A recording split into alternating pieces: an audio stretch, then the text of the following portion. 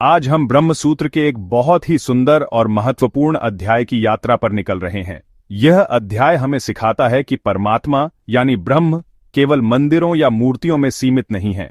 वे तो कण कण में बसे हैं, हर जगह मौजूद हैं। ब्रह्म सूत्र के पहले अध्याय के तीसरे पाद के सूत्र 41 से 50 तक भगवान वेदव्यास हमें इसी परम सत्य का ज्ञान देते हैं। आदि शंकराचार्य जी ने अपने सरल और भक्तिपूर्ण भाष्य से इन गहरे सूत्रों को हमारे लिए आसान बना दिया है। उनका संदेश बहुत सीधा और स्पष्ट है।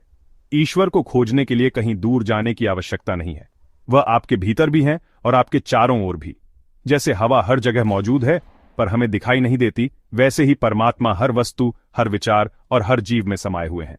इस गूढ़ सत्य को समझना ही ज्ञान की पहली सीढ़ी है। अक्सर हम ईश्वर को स्थान, रूप और समय की सीमाओं में बांध देते हैं।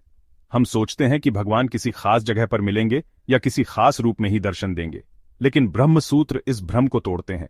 वे कहते हैं कि परमात्मा का स्वरूप देश, काल और वस्तु से परे है। वह न तो किसी स्थान से बंधे हैं, न ही किसी रूप से और न ही किसी स्मृति से। वह तो शाश्वत हैं, अनंत हैं और सर्वव्यापी हैं। इसे ऐसे समझें जैसे आकाश हर कमरे में, हर घर में और हर जंगल में मौजूद है, लेकिन आकाश का अपना कोई आकार नहीं होता। वह हर आकार में ढल जाता है, फिर भी सबसे अलग रहता है। इसी तरह परमात्मा हर रूप में प्रकट होते हैं, पर वे स्वयं अरूप हैं। यह ज्ञान हमें एक नई दृष्टि देता है, जिससे हम दुनिया को अलग नजरिए से देख पाते हैं। जब हमें यह समझ आने लगता है कि हर चीज के मूल में वही एक चैतन्य शक्ति है, तो हमारे मन से भेदभाव मिटने लगता है। हम यह जान जाते हैं कि जो शक्ति एक छोटे से चींटी में है, वही एक विशाल हाथी में भी है। जो चेतना एक नन्हे से बीज में सोई है, वही एक विशाल वृक्ष के रूप में प्रकट होती है। यह एकता का बोध ही भक्ति का आधार है। जब हम हर किसी में उसी परमात्मा का अंश देखने लगते हैं, तो हमारा हृदय प्रेम और करुणा से भर जाता है। यह यात्रा बाहर से भीतर की ओर है, अनेकता से एकता की ओर है। इन सूत्रों का सार यही है कि हमें अपनी दृष्टि को व्यापक बनाना होगा। हमें अपने मन की छोटी छोटी दीवारों को तोड़कर उस अनंत सत्ता को महसूस करना होगा जो हर जगह मौजूद है। यह कोई कठिन दार्शनिक सिद्धांत नहीं है, बल्कि एक बहुत ही सरल और आत्मीय अनुभव है। जैसे एक माँ अपने बच्चे की हर हरकत में उसका प्यार महसूस करती है, वैसे ही एक भक्त हर घटना में, हर व्यक्ति में और हर क्षण में उस परम पिता का हाथ देखता है। यह यात्रा श्रद्धा से शुरू होती है, ज्ञान से आगे बढ़ती है और अंत में भक्तिपूर्ण अनुभव में विलीन हो जाती है। यही ब्रह्म सूत्र के इस खंड का मुख्य संदेश है, जिसे हम आगे और गहराई से समझेंगे। ब्रह्म सूत्र हमें एक बहुत सुंदर उदाहरण से समझाते हैं कि परमात्मा और यह सृष्टि कैसे जुड़े हुए हैं। इस संबंध को समझने का सबसे अच्छा तरीका सूर्य और उसकी किरणों का उदाहरण है। जैसे सूर्य आकाश में स्थित है, लेकिन उसकी रोशनी और गर्मी धरती के कोने कोने तक पहुंचती है, ठीक उसी प्रकार परमात्मा एक होते हुए भी अपनी शक्ति से इस संपूर्ण ब्रह्मांड में व्याप्त हैं। सूर्य की किरणें सूर्य से अलग नहीं हैं, वे सूर्य का ही विस्तार हैं। फिर भी हम किरण को छू सकते हैं, उसकी गर्मी महसूस कर सकते हैं, लेकिन हम सूर्य को नहीं छू सकते। इसी तरह ये पूरी दुनिया, ये प्रकृति, ये देवी देवता, ये सब उस पर ब्रह्म का ही प्रकाश हैं। वे ब्रह्म से ही उत्पन्न होते हैं, ब्रह्म में ही स्थित रहते हैं और अंत में ब्रह्म में ही विलीन हो जाते हैं। ये संबंध समुद्र और उसकी लहरों जैसा भी है। समुद्र एक है, लेकिन उसमें अनगिनत लहरें उठती हैं और शांत हो जाती हैं। हर लहर का अपना एक अस्थायी रूप और आकार होता है, लेकिन उसका सार तो समुद्र का जल ही है। लहर समुद्र से अलग नहीं हो सकती। यदि आप लहर से पूछें तुम कौन हो, तो उसका सच्चा उत्तर होगा, मैं समुद्र हूं। इसी प्रकार हम सब जीव, यह सारी प्रकृति उस परब्रह्म रूपी महासागर की ही लहरें हैं। हमारे नाम, रूप और गुण अलग अलग हो सकते हैं, लेकिन हमारा मूल स्वरूप वही एक चैतन्य है। जब हम अपने इस छोटे से मैं यानी लहर के अस्तित्व से ऊपर उठते हैं, तब हमें अपने वास्तविक मैं यानी समुद्र का बोध होता है। यही आत्मज्ञान है। एक और सरल उदाहरण बीज और वृक्ष का है। एक छोटा सा बीज अपने भीतर एक विशाल वृक्ष की संभावना छिपाए रखता है। उस बीज में ही जड़, तना, शाखाएं, पत्ते, फूल और फल सब कुछ सूक्ष्म रूप में मौजूद होता है। जब उसे सही मिट्टी, पानी और प्रकाश मिलता है, तो वह बीज एक विशाल वृक्ष के रूप में प्रकट हो जाता है। ठीक इसी तरह यह संपूर्ण ब्रह्मांड उस परब्रह्म रूपी बीज से ही प्रकट हुआ है। सारी विविधता, सारे रूप और सारे नाम उसी एक मूल तत्व से निकले हैं। वृक्ष कितना भी बड़ा हो जाए वह अपने बीज के गुण को नहीं छोड़ सकता। उसी तरह यह सृष्टि कितनी भी विशाल और जटिल क्यों न हो, वह अपने मूल स्रोत ब्रह्म के अधीन ही रहती है। इन उदाहरणों से हमें यह प्रेरणा मिलती है कि हम इस सृष्टि की हर वस्तु में उस परमात्मा की महिमा देखें। जब आप सुबह उगते हुए सूरज को देखें तो केवल एक आग का गोला न देखें, बल्कि उसमें ब्रह्म के तेज और प्रकाश का दर्शन करें। जब आप समुद्र की लहरों को देखें तो उसमें ब्रह्म की अनंत शक्ति का अनुभव करें। जब आप एक फूल को खिलते हुए देखें तो उसमें ब्रह्म की सृजनशीलता और सौंदर्य को महसूस करें। इस तरह हमारा पूरा जीवन एक पूजा बन जाता है, हर दृश्य एक दर्शन बन जाता है और हर ध्वनि एक मंत्र बन जाती है। यही ज्ञान को भक्ति में बदलने की कला है जो ब्रह्मसूत्र हमें सिखाते हैं। अब एक महत्वपूर्ण प्रश्न उठता है, यदि परमात्मा हर जगह हैं और हम सब उन्हीं का अंश हैं, तो फिर जीव यानी हम और ईश्वर में अंतर क्या है? हम दुखी क्यों होते हैं जबकि ईश्वर आनंद स्वरूप हैं? हम अज्ञानी क्यों हैं जबकि ईश्वर सर्वज्ञ हैं? ब्रह्मसूत्र इस भेद को एक बहुत ही सरल उदाहरण से समझाते हैं, कठपुतली और उसे चलाने वाले सूत्रधार का उदाहरण। कठपुतली मंच पर नाचती है, कूदती है और तरह तरह के अभिनय करती है।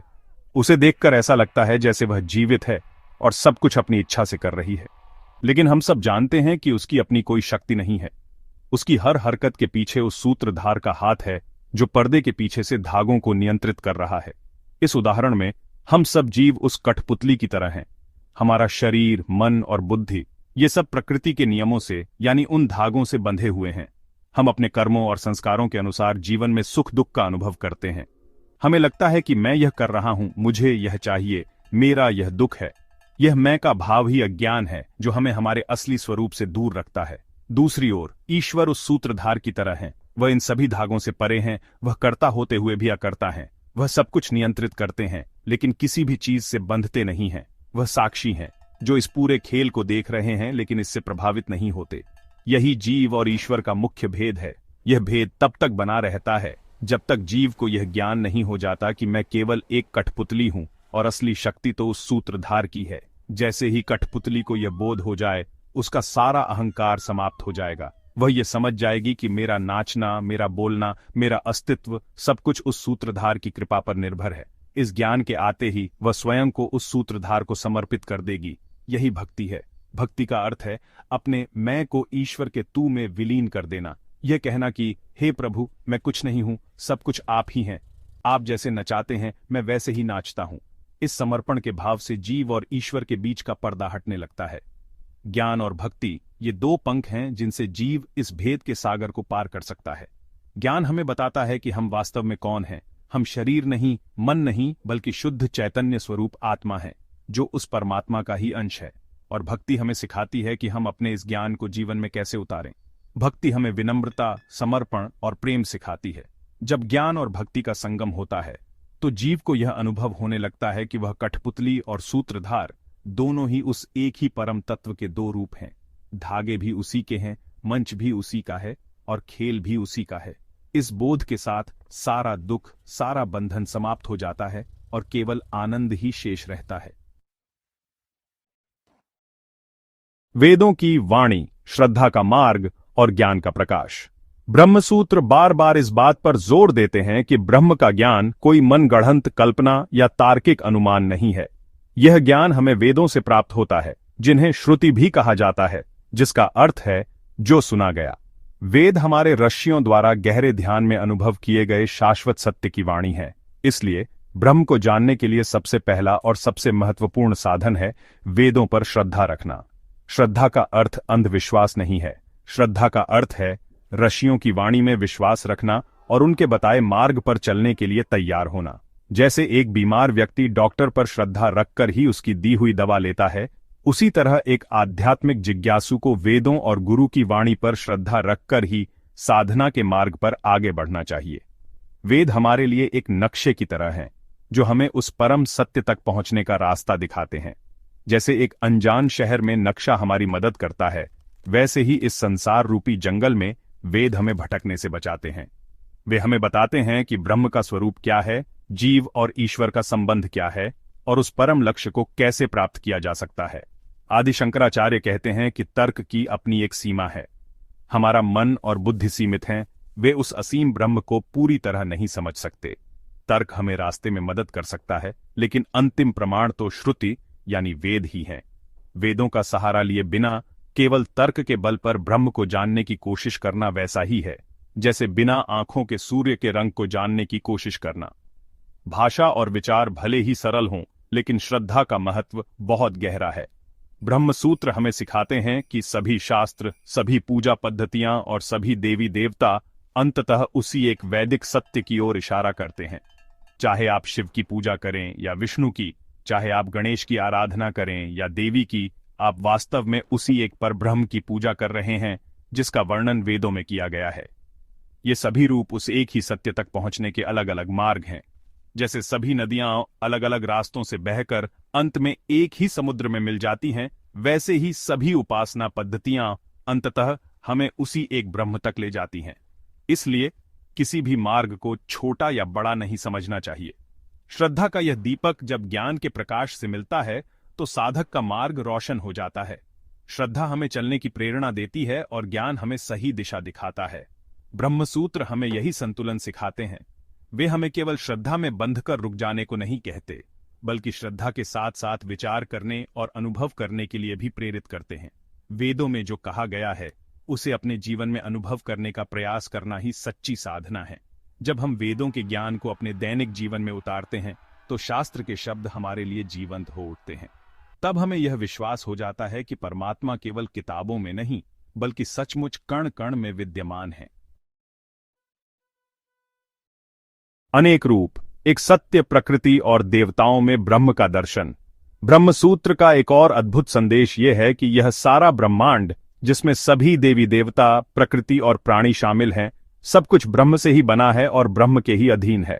कुछ लोग यह प्रश्न कर सकते हैं कि यदि ब्रह्म एक है तो इतने सारे देवी देवता क्यों हैं?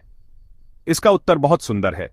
जैसे एक ही बिजली अलग अलग उपकरणों में जाकर अलग अलग काम करती है, बल्ब में प्रकाश देती है, पंखे में हवा देती है और हीटर में गर्मी देती है, उसी प्रकार एक ही परब्रह्म की शक्ति अलग अलग रूपों में प्रकट होकर इस ब्रह्मांड के विभिन्न कार्यों का संचालन करती है।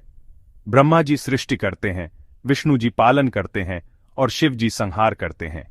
ये सब उस एक ही परम शक्ति के विभिन्न पहलू हैं। ये केवल देवी देवताओं पर ही लागू नहीं होता, बल्कि पूरी प्रकृति पर भी लागू होता है।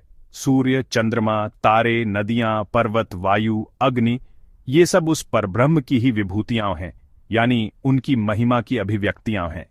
जब हम सूर्य को अर्घ्य देते हैं तो हम केवल एक खगोलीय पिंड की पूजा नहीं कर रहे होते, बल्कि हम सूर्य के रूप में प्रकट हुई ब्रह्म की तेज शक्ति की उपासना कर रहे होते हैं। जब हम नदी को मां कहते हैं तो हम उसके जल के रूप में प्रकट हुई ब्रह्म की जीवनदायिनी शक्ति को नमन कर रहे होते हैं। यह दृष्टि हमें प्रकृति के प्रति सम्मान और कृतज्ञता से भर देती है। हम प्रकृति का शोषण करना बंद कर देते हैं और उसकी पूजा करना सीख जाते हैं। यह समझना महत्वपूर्ण है कि ये सभी रूप ब्रह्म के अधीन हैं, ब्रह्म इन रूपों के अधीन नहीं है। ब्रह्म इन सब का आधार है, इन सब का स्रोत है। जैसे सोने से बने हुए अलग अलग गहने, जैसे कंगन, हार और अंगूठी, सबका आधार सोना ही होता है। गहनों का रूप बदल सकता है, लेकिन सोने का सार नहीं बदलता। इसी तरह देवी देवताओं और प्रकृति के रूप अलग अलग हो सकते हैं, लेकिन उन सब के मूल में वही एक ब्रह्म तत्व है। इस ज्ञान से हमारे मन में किसी भी देवता के प्रति द्वेष या किसी भी रूप के प्रति अनादर का भाव नहीं रहता। हम समझ जाते हैं कि हम किसी भी रूप की पूजा करें, हमारी प्रार्थना अंततः उसी एक परमेश्वर तक पहुंच रही है।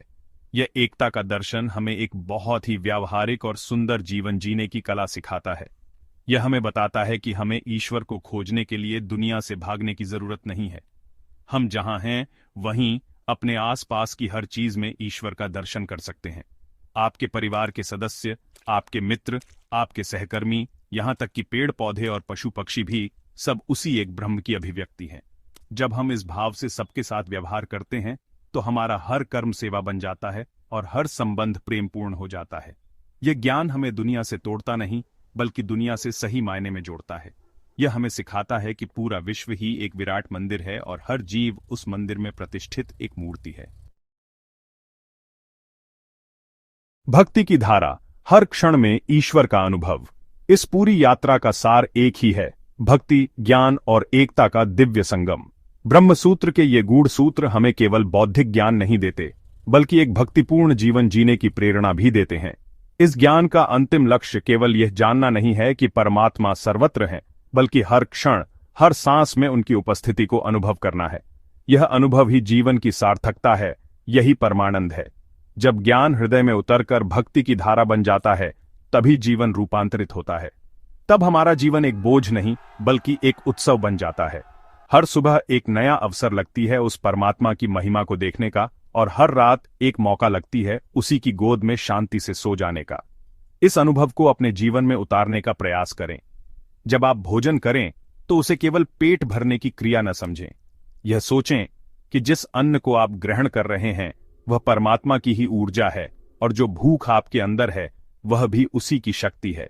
जब आप काम करें तो उसे केवल मजबूरी न समझें। यह सोचें कि आप परमात्मा के इस विराट खेल में अपनी एक छोटी सी भूमिका निभा रहे हैं, और अपना हर कर्म उसी को समर्पित कर रहे हैं। जब आप किसी से बात करें तो यह याद रखें कि आप उसी परमात्मा के एक अंश से बात कर रहे हैं। इस भाव से आपके शब्दों में मिठास और व्यवहार में विनम्रता अपने आप आ जाएगी। यह साधना बहुत सरल है, पर बहुत शक्तिशाली है। इसके लिए आपको किसी गुफा में जाने या घर बार छोड़ने की जरूरत नहीं है। आप अपने दैनिक जीवन में अपने कर्तव्यों का पालन करते हुए भी इस भक्ति की धारा में डूब सकते हैं। हर छोटी बड़ी घटना में उसकी कृपा देखें। सफलता मिले तो उसका धन्यवाद करें, असफलता मिले तो उसे उसकी इच्छा समझकर स्वीकार करें। यह समर्पण का भाव आपको हर परिस्थिति में शांत और स्थिर रखेगा। जैसे एक कमल का पत्ता पानी में रहते हुए भी पानी से गीला नहीं होता, वैसे ही आप संसार में रहते हुए भी संसार के सुख दुख से अछूते रह सकते हैं। यह जीवन मुक्त अवस्था है, जिसे पाना ही मानव जीवन का परम लक्ष्य है। आइए हम सब मिलकर यह संकल्प लें कि हम अपने जीवन को इस दिव्य ज्ञान और भक्ति के प्रकाश से भर देंगे। हम हर जीव में ईश्वर का दर्शन करेंगे, हर घटना में उसकी लीला देखेंगे, और हर क्षण को उसकी पूजा बनाएंगे। जब हमारी दृष्टि ऐसी हो जाएगी तो हमें हर जगह मंदिर और हर क्षण उत्सव जैसा लगेगा। यही ब्रह्मसूत्र का सार है, यही शंकराचार्य का संदेश है, और यही सनातन धर्म की आत्मा है। उस परम पिता परमात्मा को अपने हृदय में महसूस करें, अपनी सांसों में अनुभव करें, और अपने कर्मों में प्रकट होने दें। यही सच्ची भक्ति है, यही सच्ची मुक्ति है, और यही जीवन की सबसे गूढ़ और सुंदर यात्रा है। ओम तत् सत।